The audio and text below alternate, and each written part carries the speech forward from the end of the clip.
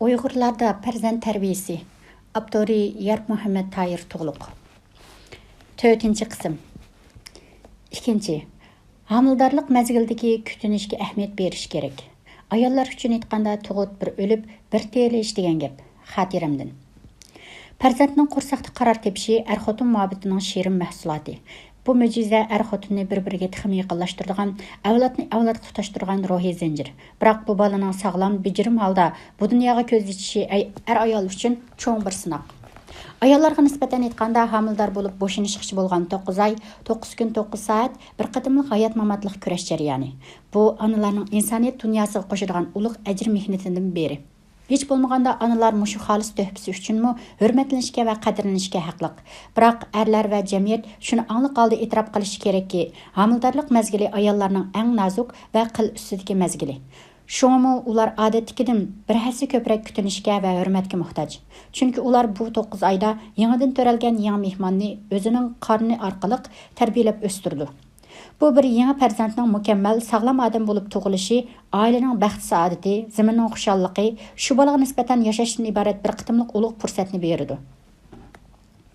Bu zamonga yangi ko'z yechish oldida turgan bu aziz mehmonning to'liq etilgan fiziologik organga aql parasat va talant balqib turgan psixik asosga ega bo'lib tug'ilishi uchun ota-onalarning yanama zo'r tirishchanlik ko'rsatishiga to'g'ri keladi. Chunki homildorlik mazgilidagi kutinish yolg'iz onalarni asrashning ehtiyoji emas, balki farzandning psixik va fiziologik tarbiyasining asosini qurishda intayin muhim ahamiyatga ega. Yana bir tarafdan bu vaqtlarning tug'ilgandan keyingi ta'lim tarbiyasining unumini nihoyatda yaxshi asos bilan ta'min etadi. Tug'ma talant degan boshqa narsa emas. U ota-onalarning to'liq yetilganligi bilan qo'rsaqdagi mazgildagi tarbiyaning o'lchamlik bo'lishidan hosil bo'lgan mukammallikning natijasi. Sho'rliq yerga tikilgan daraxt bilan chilan tuproqqa tikilgan daraxtning mevasining o'xshamaydiganligi, yaxshi biqilgan daraxt bilan biqish topmagan daraxtning mevasining xilli farqli bo'lganligidan iborat qonuniyatni hamma ota-onalar yaxshi biladi. Gerçi adam bilan daraxt o'xshashmagan tabiiy jonliqlar bo'lsa-mu, lekin ikki shayni taqozo qiladigan qonuniyat ancha farq qilmaydi. Şuna analarga homildorlik mazgilidagi kutinish haqida mundaq bir qancha tarafdan maslahat beramiz. Birinchi, oziqlanishga alohida diqqat qilish kerak. Ayollar homildorlik mazgilida normal vaqtdagiga qaraganda oziqlikqa bekrak muhtoj bo'ladi. Uning ustiga bu mazgildagi oziqlanish talabi va ehtiyoji alohidaroq bo'ladi. Homildor bo'lib 40 kundan keyin laxti qonga jon kiradi. Dal mushu mazgildan boshlab ayollar sizik bo'ladi. Siziklikning o'zi qo'rsaqdagi bovoqning oziqlik talab qilayotganligining bir xil inkosi. Uyg'ur xalqining an'anaviy qarshida ayollarning sizikka qanishi, ya'ni siziklikdan chiqishi intayin muhim. Analar siziklikka qanmaganda farzandning psixologik yetilishiga ta'sir yetkazadi. Yana bir tarafdan ochko'z, to'ymas, ko'zi kichik bo'lishdek ahvollarning paydo bo'lishiga sabab bo'ladi. Garchi yuqoridagi qarashlarning konkret ilmiy asosi bo'lmasa-mu, lekin u qarashlar uzun yillik tajriba saboqlar jarayonida kishilarning bilishiga aylangan o'rtaq tushuncha. Ilmiy nuqtai nazaridan olib qaraganda, sifatli tug'ish deganda farzandlarning homil mazgildagi yetilishi nihoyatda muhim. Tibbiy ilmning talabiga asoslanganda, homilaning normal taraqqiyoti aqsil bilan munosabatli bo'ladi ekan. Homildor ayollar kuniga qabul qiladigan aqsilning miqdori 60 gramdan tuvan bo'lmasligi talab qilinadi ekan. Shunga kala go'shi, guruch qatorliqlarda aqsil ko'p bo'ladi. Guruchda garchi aqsil miqdori tuvanroq bo'lsa-mu, lekin foydali tarafi 40% dan 50% atrofida bo'ladi ekan. Ana tiniga lozim bo'ladigan muhim mineral moddalarning biri kalsiy ekan. Hamile tug'ilishning oldingi iyda ana tinidan kalsiy qabul qiladi ekan. Agar anda kalsiy kamlik qilib, hamile muvofiq miqdorda kalsiy qabul qilolmasa, tug'ilgan bolada rohat so'ngak yumshoqlik kesili paydo bo'lishi mumkin ekan. Shunga analar bu mezgilda vitamin D ko'proq bo'lgan beliqqa o'xshash yemekliklarni iste'mol qilishi, kun nuriga qoqlanishga ahamiyat berishi kerak ekan. Odatda homildor ayollar kunda 150 gram kalsiy qabul qilishi kerak. Temir moddasi mu homildor ayollarga muhim bo'lgan oziqlik moddadir. Hamilening qon ishlashga bo'lgan ehtiyoji hamda homildorlikning keyingi mezgilida homila jigarining temir moddasini saqlash ehtiyojiga asosan homildor ayolning qizil qon oqsili ko'paydi. Hamildar ayollarda yana vitamin C kam bo'lsa bo'lmaydi. Chunki vitamin C'ning tömür moddasini sömürishga foydasi bo'ladi ekan. Hamildar ayollarda vitamin E kamchilik bo'lsa, tug'utdan keyingi sut yetishmaslik masalasini keltirib chiqaradi ekan. Shunga hamildar ayollar yemeklikni ko'p xillashtirish bilan birga go'sht, tuxum, sut, purchoq turdagi yemekliklar, yangi meva, yangi ko'katlarni ko'proq iste'mol qilishi kerak ekan. Tamoqni bek mayli qilib yeyishdan parhez tutishi kerak ekan. Ikkinchi, hamile sap oksigenga, xush puraqlarga, xush ovozlarga, go'zal narsalarga to'liq muhtoj bo'ladi. Ba'zi ota-onalar balkim qo'rsaqdagi bola qandaqsiga xush puraqqa, yiqimliq ovozga muhtoj bo'ladi, qandaq puryalaydi, qandaq anglaydi, ular go'zal narsalarni qandaq ko'ralaydi deb qarashi mumkin. Yo'q, ular onaning vujudi orqali ko'radi, anglaydi, puraydi.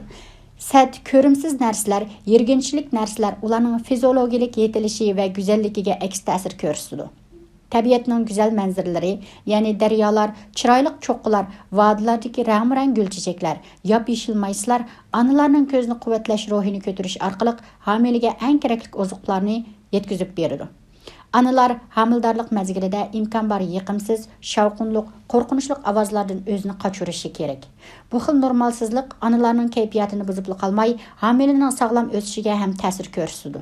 Shunga analarning bog'larda qushlarning sayrashlarini, shirildab eqiyotgan o'stan suvlarining ovozlarini, larzdan yiqimliq musiqalarni anglab turishi to'liq foydali. Analar uchun yana burun orqali erishadigan ozuqning ahamiyati bebahodir. Havoliq joylarga berib turish, uyning havosini almashtirib turish, xushpuroq gullarni purash, olma, qo'g'in, shaptul, biya va boshqa yemak-ichmak nozik ne'matlarning xushpuroqlaridan ozuqlanish, nafas yo'llari faoliyatini yaxshilash, nafas yo'llarini tozalash, ruhni tetiklashtirish, kayfiyatni ko'tarish orqali hamilaga yaxshi yetilish imkoniyatini hozirlab beradi.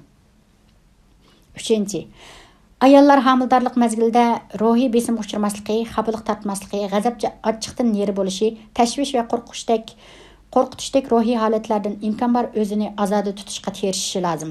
Chunki bu mezgilda har qanday ruhiy zarba va azob-uqubat hamilaning sog'lom dunyoga kelishi uchun aks ta'sir ko'rsatadi.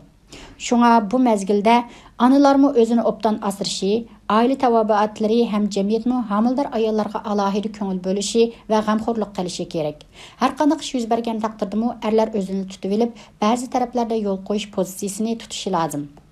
Ayollar hamildorlik mezgilida erlar imkon bor uydan ayrilmay, ayoliga kuyunib, mehr muhabbatini tiximi oshirib, ayolida ishonch, umid hosil qilishi kerak.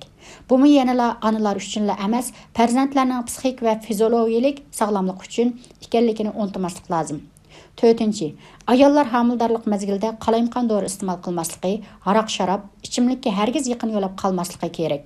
Jinsiy munosabatdan imkon bor balduroq o'zini tortish lozim. Uyg'urlarda hamildor ayollarni bir oy burun erning uyidan yo'tkab ketish odatimi shu nuqtani nazarda tutgan. 3. Bab dastlabki tarbiya eng yaxshi fursat. Kichikligida o'rgangan tashqi muhr bosgandek, cho'ng bo'lganda o'rgangan qumga xat yozgandek. Uyg'ur xalq maqoli. Yangi bir mehmon kishilik dunyosiga ko'z ochdi. Ota-onasining qalbiga umid shamini yoqdi. Ota-ona farzandidan ulug' orzularni kutib, bu mehmonga ajoyib chiroyli ma'nili ismlarni qo'ydi. 40 kun bo'lganda 40 suyini qo'yib, farzandining baxt ta'lini tilidi. Shunday qilib bu bovoq insoniyat dunyosining bir a'zosi sifatida hayotlik safarini boshladi. Bu balani qanday qismatlar, qanday taqdirlar kutayotgandi? Bu vaqt talmirib ota-onasidan va bu dunyodan nimalarni umid qilayotgandi?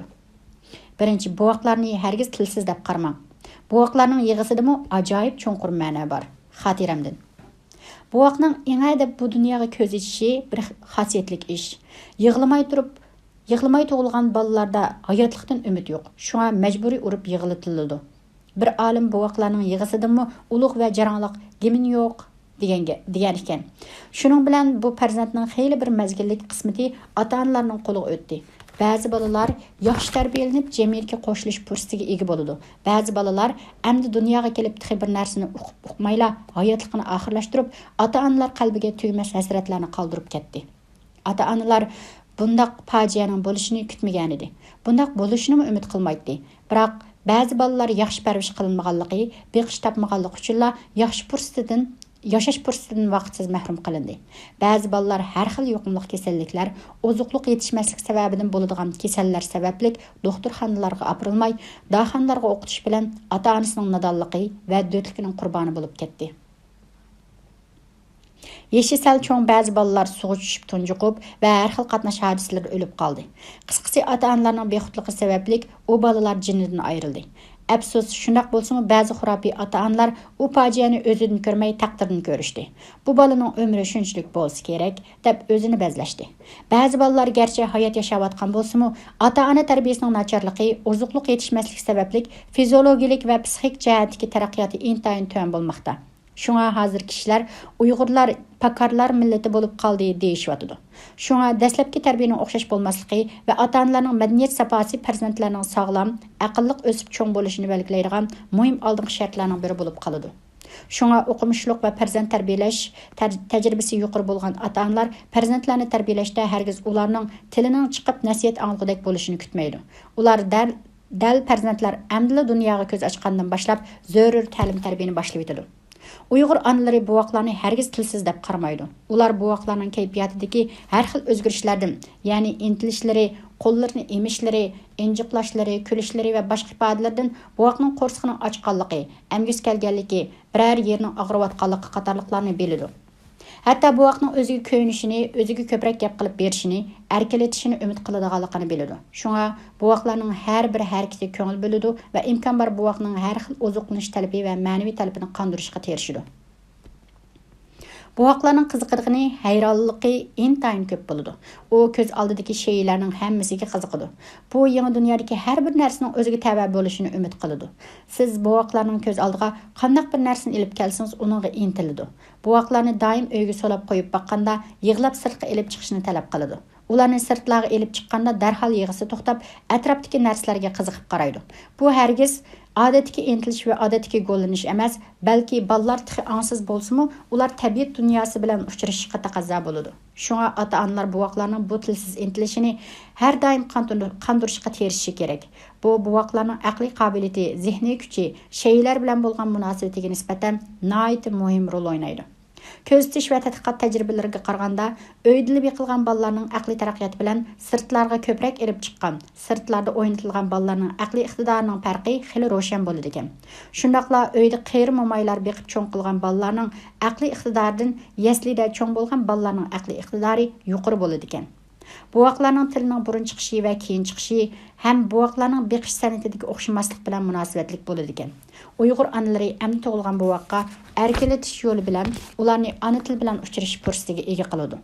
Ko'plagan ana buvaqlarni maqtaydi. Har xil so'zlar bilan erkalatadi. Ham o'zi gap qilib, o'zi javob berish yo'li bilan buvaq bilan so'zlashadi.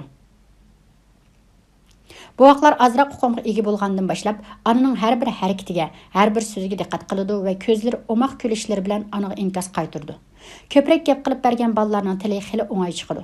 Ko'p gap qilib bermay bölüp qo'ygan, o'ltirg'izib qo'yib, ancha kari bo'lmagan bolalarning tili va oyog'imi keyinroq chiqadi. Shunga Uyg'ur onalarining buvaqlarga to'xtamay gap qilib berganligi, ular bilan fikr va hissiyat almashtirganligi hargizmi tasodifiy yoki mehr-muhabbatning ifodasi emas, balki bu xil usulning rolining intayin zo'r ekanligini onalar obdan bilganligida.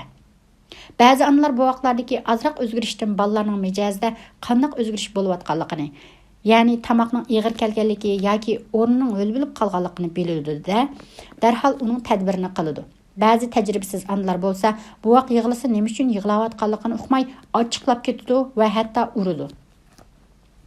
Buvaqlar gerçi tili bilan so'zlashni uqmagan bilan onalarning kayfiyatidagi har xil o'zgarishlarni nihoyat yaxshi sezalaydi. Ular hatto inchik o'zgarishlarni his qilishga moyil. Azroq qapoq tursanglar, qapoq turdi. Tabassum qilsanglar, yayrab ketadi va veliqlab kuladi.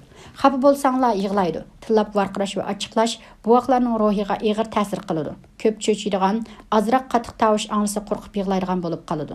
Bu buvaqlarning ota-onalarga bo'lgan "Meni uncha qo'rqitma, ochiqingni mendan olma, meningmi dardimga yet" degan inkos emasmi? Buvaqlarning tili chiqishga boshlaganda, ya'ni mamma, apa, non degandek faqat bir so'zlik maqsadlarni ifodalashga boshlaganda, ularga bo'lgan yetaklashni texmo kengaytirish kerak.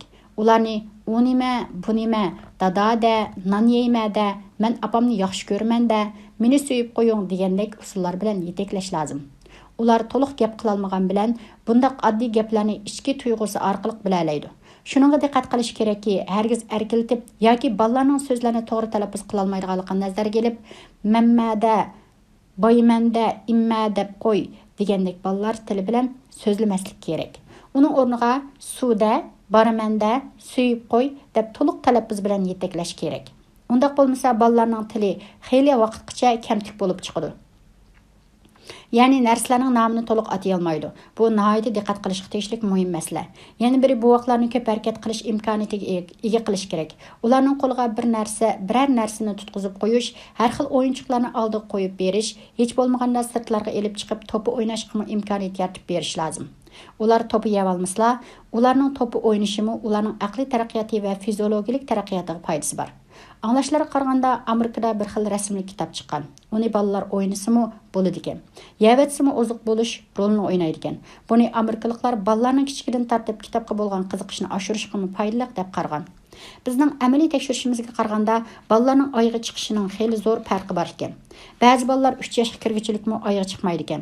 Ba'zi bolalar tixi tuzuk o'mirmay turib 7-8 oylik bo'libla oyga chiqar ekan. Buning sababi ikki ekan. Biri ozuqliq yetishmaslik sababli. Buvoqlarning fiziologik taraqqiyoti normal bo'lmaganligidan ekan. Yana biri bolalarni mengishga yetaklab, ko'p harakatlantirib bermaganlik sababli qon normal aylana olmay, putida ancha jon bo'lmaydi ekan. Biror qatim yiqilib qo'rqib ketsa, dastiga unamaydi ekan. Shunga bolalarning oyog'ining tezroq chiqishiga kafolatlik qilish uchun bolalar ota-onalardan munularni talab qildi. Ozuqliqning yetarli bo'lishiga kafolatlik qilish bilan birga ko'proq dastik berish kerak. Tajribalik onalar bolani beshikdan yashganda oldi bilan har nima qilib bolani dastlab turishga ishtirok qiladi. Oyga chiqish mazgili kelganda pat-pat mangdirib berish, sipab o'milatmay, tizlab o'milashga o'g'itish lozim. Sipab o'milgan bolalarni tizlanib o'milgan bolalarning oyog'i tezroq chiqadi. Sipab o'milgan bolalardan tizlanib o'milgan bolalarning oyog'i tezroq chiqadi. Bundaq ko'p harakat qildirib balduroq mingishga, gap qilishga o'gitish yolg'iz bolalarning mingishini o'rganishga berilgan yordam va g'amxo'rlik bo'lib qolmay, balki ularning cho'ng mingisining taraqqiyoti bilan ham munosabatlik. Oyog'i va tili baldur chiqqan bolalarning fiziologik va psixik taraqqiyoti bilan oyog'i tasti chiqqan, tili keyin chiqqan bolalarning farqi xili ro'shan bo'ladi ekan. Buvoq bolalarning kichik vaqtida immunitet, ya'ni kasalga qarshi turish kuchi ojiz bo'ladi. Shunga azroq normalsiz ta'sirmi bolalarni o'ngay kasal qilib qo'ydi. Shuning bilan bolalar andiyali unamaydi. Tamoq yemaydi, yig'laydi. Ularning yig'isi hargizmi bekor sizni xaf qilish uchun, teriktirish uchun emas, balki uning qo'rsiqi og'riyotgan bo'lishi, qo'rsiqi ochgan bo'lishi, ussigan bo'lishi, bo'shikning ho'l bo'lib ketishi, qizitmasi o'rlab ketgan bo'lishi va boshqa kasallarga giribdor bo'lgan bo'lishi mumkin. Bolalarning yig'ilgan vaqti uning sizdan biror narsani talab qilayotganligi, imid da'vatganligi, davolat da'vatganligi, subar da'vatganligi bo'lishi mumkin. Ularning haqqoniy talabini o'rindamay ursangiz, bo'shikni jaldaqshitib tavratsangiz, silkishlasangiz, bu sizning rahimsiz, tosh yurak, aqlsiz ekanligingizni oshkorlab beradi. Shunga buvoqlarni parvarish qilishda mundaq bir qancha tarafga ahamiyat bering. Birinchi, buvoq yig'ladi debla ha deganda ko'tarib olmang. Bu ularning umurtqisining normal taraqqiy qilib o'sishiga ta'sir yetkazadi. Ikkinchi, nafaslashishiga diqqat qiling. Qish kunlari baqqilini yepib etmaslik, bosh ko'zlarini mahkam chumkab qo'ymaslik kerak. O'lib olgudek bo'lganda dum bo'lib olib, tunjiqib qilishdan hazar qiling. O'rilib olgudek bo'lganda dum bo'lib olib, tunjiqib qilishdan hazar qiling. Bo'lsa, balangizga hech bo'lmaganda 6 oylik bo'lguncha o'zingizning sutini emiting. Bu sizning onalik burchingizning muhim bir qismi. Hargiz bola emisi ikki qeyrib ketadi degan o'sak so'zlarga ishonmang. Bo'lmasa, bola cho'ng bo'lganda sizni ikkisi qeyritadi. Buvoqqa ig'ir keladigan tamoqlarni bermang, chunki buvoqlarning hazm qilish iqtidori to'liq yetilmagan bo'ladi. 5. Bolaga sovuq o'tkazib qo'ymang. Bolaning o'pkasi ittik yallig'lanib qoladi. Pat-pat yuyib turing, lekin uyning havosini yaxshi tanshab, ondan yuying. Buvoq garchi qizimasimi, yo'talmasimi, o'pka yallig'iga giribdor bo'lish ehtimoli nihoyatda yuqori. 6. Pokizlikqa diqqat qiling. Uyg'urlarda mehnatchilik aqlni bulg'aydi degan hikmat bor. Buvoqlarning salomatligi uchun pokiz beqish nihoyatda muhim. Buning uchun bolalar buvoq chog'da turib qolgan yemekliklarni, chivin tegib qo'ygan yemeklikni berib qolmang. Balani emitganda yoki ozuqliq berganda qo'lingizni va ko'ksingizni pokiz yuvib, ondan bering. Bolalarning terisi intayin yumron, sezgur. Shunga tutqanda avaylash, yug'anda teqimini, quloq keyinlarini yug'anda yoki ufilganda bek ehtiyot qilish kerak. 7. Buvoqlarda boshqa ahvollar ko'rilsa, ba'zi tajribalik ayollarga ko'rsating. Bo'lmasa, darhol doktorga opiring. Hargiz keyiniga so'ramang. 2. Bolalarni yaxshi o'ynash fursatiga ega qiling. Balalar güzellik, oyun, çöçek, muzika, resim, xiyal, icadiyet alemide yaşaşları gerek. V.A. Sohomilniski. Uyghur balalar üçün qadimdan tartib oyun ularning eng yaxshi yeslisi bo'lish rolini o'tab kelgan. Ular oyun jarayoni dunyoni tushunish, o'zini tushunish, aqlini taraqqiy qildirishning dastlabki asosini solgan. Biz tarixdan buningdan ming hatto 2000 yillar burunla necha yuzgan qiliplashgan, qoidalashgan balalar o'yinlarining bo'lganligini bilamiz. Bu o'yinlar bilan ular hayot bilan uchrashgan, cho'nglarga taqlid qilib turmushni o'rgangan. Oyun jarayonida nurg'un narsalarni yasab, ijodchanlik qobiliyatini yuqori ko'targan. Hozirgi davrda yezi balaları yasli ko'rmaydi. Bütün tabiat yezilardagi kengri dala, at, harva, qo'y kalalar, dal-daraxtlar va balliq o'yinlari ularning yaslisi. Biz kichik chog'larimizda o'ynaydigan o'yinlarimiz nihoyat ko'p xil, mazmuni mo'l bo'ladigan. Yasli ko'rmagan bo'lsak-mu, nihoyat ko'p narsalarni bilatdik. Bu o'yinlar bizni tarbiyalaydi. Biz kaki yasab o'tin yaratdik. Uni ketman qilib teriqchilik qilatdik. Tapancha, miltiq qatorliq narsalarni yasab, ikki taraf bo'lib urushib o'ynaydik. Öy tutib o'ynaydik. Qizlar laydan xamir qilib tamoqlarni yetadi. Qo'nchoq yasaganimiz bizning yengimizda odam yasaganimiz edi. Oyunga shunchalik mabtun bo'lib ketadikki, qo'rsqimizning ochqanligini unutib qolatdik. Tonur beshida xili kechgacha o'ltirib cho'chak yetishatdik, tepishmoq yetishatdik. Shunda qilib balliq chog'larimizda shundoq erkin sho'x edik va baxtiyor edik. U o'yinlar bizga nihoyat ko'p aql va farosat berganligini keyin his qildik. Oddiysi biz maktabga kirishdan burunla bizda allaburun sonlar o'qimi shakllanib bo'lgan. Necha yuz, necha minggacha bo'lgan sonlarni sanayalaydik, qo'shib olalaydik. Bundaq aqalli o'qim hozir ba'zi maktablarda 2-sinflarda andin o'rindiladi. Shundaq, balalarning aql buluqini echish mana shundaq ishlar, uchrashishlardan keladi, turmushdan keladi. Shunga balalarga kichik chig'irlar pishib yetilish imkoniyatini hozirlab berish lozim. J.J. Rousseau mundaq degan: balani aqlliq va fikrli qilish uchun uni quvvatli va sog'lom o'stiring. Mayli u ishlasin, tinim topmasin, yugurib chapsin, varqirab jarqirsin, qandaqli bo'lsin, doim harakatda bo'lsin. Bilish kerakki, harakat tafakkur qilishga o'rgatadi, fikr qilishni o'rgatadi, kalla ishlatishni o'rgatadi. Oxir odamni o'tkir, farosatlik, aqlli qiladi. Shunga ota-onalar mundaq bir qancha prinsipga amal qilishi kerak. Birinchi, balalar kichikdan erkin sho'x bo'lsin. Ularning kapsizligiga yo'l qo'ying. Agar biz balalarning sho'xliklariga yo'l qo'ymay, hadisa hamishni cheklaversak, undaq balalardan haqiqiy yaramliq danishmand balalarning chiqishi natayin. Chunki sho'xlikmi ma'lum jihatda shu balaning bir qobiliyati. Shunga sho'xlikni bo'g'ish balalarning tafakkurini, qobiliyatini bo'g'ishdir. Ikkinchi, balalar butun zehni bilan o'ynayotgan chog'da ularga daxli ta'ruz qilmang. Hatto har qancha muhim ishingiz bo'lsa-mu, balkim u fursat ularga sizning ahamiyatli tarbiyangizdanmi, ba'zi ularga bergan go'sh yig'ingizdanmi ahamiyatli rol o'ynashi mumkin. Chunki bundaq chog'da ularning kallasi harakatda bo'ladi. Bo'lsa siz ular o'ynaydigan har xil o'yinchoqlarni elib bering. Hatto birga o'ynasangiz bo'ladi. Üçüncü, balalar kichikda rasm chizishga qiziqsin, top o'ynashga qiziqsin, muzikaga qiziqsin, hammaga imkoniyat yaratib bering. Bu ular uchun bir o'yin hisoblandi. Ba'zi ota-onalar balalar biror ishga qiziqsa ko'ngli yerim bo'ladi. Yo'q, bala vaqtidagi tanlash ularning haqiqiy tanlashi va qiziqishi emas. Balki ularning o mashg'uliyatni o'yin o'rnida ko'rganligi. Bu mashg'uliyatning ularning keyingi haqiqiy tanlashiga foydasi bo'ladi-ki, hargizmi ular uchun ziyonli emas. To'rtinchi, balalar yakka-yagona yolg'iz o'ynasa, bir tarafdan foydali bo'lgandimi, bir tarafdan ziyonli. Ularning balalar bilan birga o'rtaq o'yinga qatnashishi, ularning balalarni tushunishi, o'ziga ishonishi uchun foydali bo'lib qolmay, ular bu orqali xushallikdan va qayg'udan boshqa balalar bilan o'rtaq bahramand bo'la oladi. O'zaro aql almashtira oladi, fikr almashtirdi, tafakkuri chiniqadi. 5. Balalar televizorni o'yin qatorida ko'rgandek, hikoya anglash, tepishmoq etishish qatorliqlarni o'yin o'rnida ko'radi.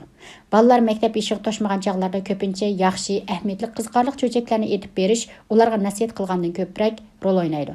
Ular cho'chakdagi personajlar bilan uchrashadi. Yaxshi, ijobiy personajlarning boturligi, oq ko'ngilligi, qo'rqmas yurakligi, aqlli, farosatligi balalarga ta'sir qiladi. Ularga havas qiladi. Ularga yestashlik qiladi. Qabih, yovuz, ochko'z, saxtipaz obrazlarning qilmishidan balalarcha ibrat oladi.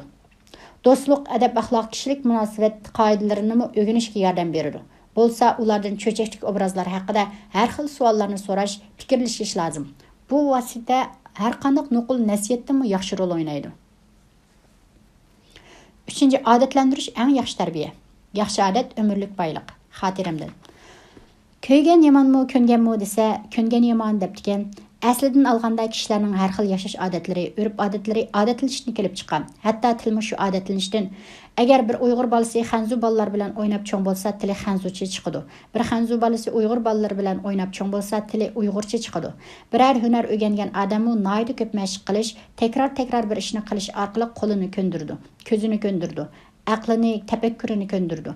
Odamlar o'zi ko'nib qolgan turmush usullaridan umr bo'yi ayrila olmaydi. Farzand tarbiyasida bola kichikidan nimaga, qanday ishga odatlantirilsa, u doim u bola uchun kuniga 3 vaqt tomoq yegandekla bir odatga aylanib ketadi. Xuddi emizgiga o'ginib qolgan bolani ayirmoq nihoyat tas bo'lgandek, biror yomon ishga odatlanib qolsa, uni tarbiya bilan to'sish mumkin bo'lmay qoladi. Kichik chog'da burnini kovlashga, yoqasini tishlashga odatlanib qolgan bolalar Qur'onga yetgandimi bu odatini tashlay olmaydi ekan. Yaxshi ishga odatlangan bola har qachon bu odatini unutib qolmaydi ekan. Shunga farzand tarbiyasidagi muhim bir ish bolalarni kichikdan boshlabla yaxshi ishlarga odatlantirish kerak. Birinci, yaxshi tazliq odatini yetildirish. Uyg'ur xalqi tazliqni so'yadigan xalq. Shunga Uyg'urlar tazliqni omad, barakat, salomatlikning ochquchi deb qaraydi. Qiz cho'konlarimizning saharda o'rnidan turib qiladigan birinchi ishi o'yla aramni pokiz tozalab suv ichish, hatto darvoza oldi va ko'shlarni supurib tozalash. Chunki tazliq qilishga ko'p dasmi ketmaydi. Tazliqqa boyliq, kambag'allik ketmaydi. Oqyani supurib o'ltirsimi, ko'ngil ro'shan bo'ladi. Shunga an'anaviy odat bo'yicha bolalarda kichikdan boshlab yaxshi tazliq odatini yetildirish nihoyat muhim. Bo'lib ularni atdiganda o'rnidan turib yuz qo'llarini pokiz yuvish, tishini cho'tkalash, haftada bir qatam yuvinish, hojatxonaga kirib chiqib yoki boshqa ishlarni qilib tamoqqa o'ltirganda oldi bilan cho'qim qo'lini yuvish, qo'lini yuymay tamoqqa o'ltirmaslikka odatlantirish lozim. Bundaq odatni yetildirishga ancha kuch ketmaydi. O'zingizda shu odat bo'lsa, har qatim tamoqqa o'ltirish oldida yuzingni yuydingmi, qo'lingni yuydingmi, tishingni cho'tkaladingmi deb surishti qilib so'ylab qo'ysangizlar, oz vaqt o'tgandan keyin bo'pti, buda yevergin desangizmi, bolangiz yo'q, qo'lni yuymay tamoq yesa qandoq bo'ladi deb e'tiroz bildiradigan bo'ladi. Agar bu ishlarga odatlansa, bolalar uchun qo'lini, yuzini yuyish xuddi qo'lini o'tqa tiqadigandek og'ir keladi. İkinci, özünün işlerini özü qilishga odatlantiring. Agar bolalarga o'zi qila oladigan ishlarni, ya'ni o'rin ko'rpasini o'zi yig'ib qatlash, paypiqini o'zi yuyish, ishini o'zi yeyish, kiyimlarini o'zi kiyish, qatorliqlarga o'xshash ishlarni o'ziga qildirib odatlantirmasangiz, bolangiz uy o'choqliq bo'lguncha uning o'rnini o'zingiz yig'sangiz, paypiqini o'zingiz yuysangiz, balangiz uy o'choqliq bo'lguncha uning o'rnini o'zingiz yig'asiz. Paypiqini o'zingiz yuyasiz. Xeyli cho'ng bo'lguncha siz yegizib qo'ymasangiz, o'zi tamoq yeyolmaydi. Kiyimini kiydirib qo'ymasangiz, o'zi kiyimini kiyolmaydi yoki o'zi kiyishni ig'ir oladi. Oddiysi o'ynab o'tib yiqilib ketgan bo'lsa, darhol berib qo'pirib qo'ysangiz, yana bir qatam yiqilganda birarsi yo'lab turg'izib qo'yarmikin deb o'rnidan qo'pmay yotadi. Turg'izib qo'yilgan odam bo'lmaganda atrofga qarab o'tib, o'zi o'rnidan turishga majbur bo'ladi. Balangiz biror bola bilan urushib qilib yig'lab oldingizga kirganda ko'kirib, tatirib chiqib balaning ishiga aralashib qo'ysangiz, u xato ishingizning dardini xil uzungacha tortisiz. Ozroq ishqimi yig'lab kirib sizdan panohlik tilaydi. Agar to'g'ri tadbir qo'llanib, balam hech ish bo'lmaydi, shunchalik ishqimi yig'lamdi, o'yinga chidamagan odam, chidamas odam bo'ladi desangiz, ikkinchi oldingizga yig'lab kelmaydi. Hatta yig'ilgan bo'lsa, ko'z yoshlarini eritib o'tib, ondan oldingizga kirdi. Demak, dastlabki tarbiyada eng kichik oddiy ishlarga sal qarashga bo'lmaydi. Yaxshi ishda kichik ishlarga odatlantirish, yomon ishda kichikina ishga yo'l qo'ymaslik lozim. Bu yerda menga diqqat qilish kerak. Bola yiqilib tushsa, o'zi o'rnidan tura olish kerak. Yig'lasimi hech qisi yo'q. Bola shunday qiyinchiliklar uchraganda oldimizga yig'lab kirsimi mayli qandaqli bo'lsin, tarbiyani yaxshi qilsaqli bo'ladi, azor bermaslik kerak. Ya'ni bola oldimizga qo'rqmay yig'lab kiralaydigan bir holatda bo'lishi kerak. Bunga diqqat qilishimiz kerak. 3. Ulgu ko'rsatish orqali odatlantirish. Bolalar ko'pincha ishlarni cho'nglarning ishiga taqlid qilish orqali o'rganadi. Ota-onalarning har bir so'z harakati, to'lab varqirashlari, adab axloqi, kiyinish odatlari, o'ltirish qo'pish, kishilar bilan muomala munosabat qilish, salomlashish, suhbatlashish odatlari bolalarga o'zliksiz singib turadi. Umuman oilaviy turmush odati qanday bo'lsa, bolalar shundoq turmush odatini o'zlashtirdi. Masalan, siz turmushda chechirang'u bo'lsangiz, bolalarmi chechirang'u bo'ldi. Bu bek muhim nuqta. Tartiblik bo'lsangiz, bolalarmi tartiblik bo'lishga odatlandi. Kechda vaqtida yetib atigan tursangiz, bolalarmi shuningga odatlandi. Kechda yetib Keç yetib tush bo'lg'icha uxlasangiz, balalarmı layg'azal bo'lib uxlaydi. Televizor ko'rishga maftun bo'lib ketsangiz, balalarmı televizor mastanisi bo'lib ketadi. Ko'proq kitob o'qish odatingiz bo'lsa, balalarmı kitob o'qishga odatlandi. Shunga oilada muayyan qoida tartib o'rnatish lozim. Balalarning yosh quramiga qarab, har birisining oilada ustiga olgan vazifasi bo'lsin. So'yilib kirish, yundini to'kish, aynakni surtish, hojatxonani tozalash, qochquchlarni yuvish qatorliq konkret ishlarni qurbati yetishiga yarasha qilsin. Undaq tartib o'rnatilmaydi ekan, bir-biriga bas silib, orada jidal majra chiqargan ishlar yuz beradi. Yana biri har ishni o'z vaqtida qilishga odatlantirish lozim. Masalan, maktabga o'z vaqtida berish, o'z vaqtida qaytish, topshiriqni astoydil vaqtida o'rnab bo'lib, ondan o'ynash, topshirgan ishlarni keyin ada demaslik, vaqtida qilish qatorliqlar. Bu bek muhim nuqta. 4. İlham berish, odatlantirishning yaxshi usuli. Balalar ko'p ishlarga qiziqadi. Nurg'un ishlar ularga yengillik tuyuladi. Ba'zi ishlarni qilib bakmoqchi bo'ladi. Ular bu xil ehtiyojni sizlardan bu nima uchun deb qandirishga terishadi. O'yinchoqlarni buzib, uning sirini bilmoqchi bo'ladi. Aktivlik bilan uyning ba'zi ishlarini qilmoqchi bo'ladi. Bundaq chaqda ularning qizg'inligiga so'q suv sepmay, balki qizg'inlik bilan ularni qo'llash, ilhom berish orqali rag'batlantirish kerak. İşini joyida qila olmasligi gunoh emas, balki hech narsaga qiziqmasligi ularning aqliy taraqqiyotini bo'g'adi. Umuman ailedagi axloqiy odatlarmi, axloqsiz qilmishlarmi, yaxshi chiroyli gaplarmi, qo'pol, yirik, eski gap so'zlarmi balalarga o'xshashmagan nuqtadan ta'sir qilib, ularning o'xshashmagan odatlarni yetildirishining sababi bo'lib qoladi. Shunga ota-onalar sezgurlik bilan balalarga yaxshi odatga yetaklashi kerak. Shunga ota-onalar sezgurlik bilan balalarni yaxshi odatga yetaklashi kerak.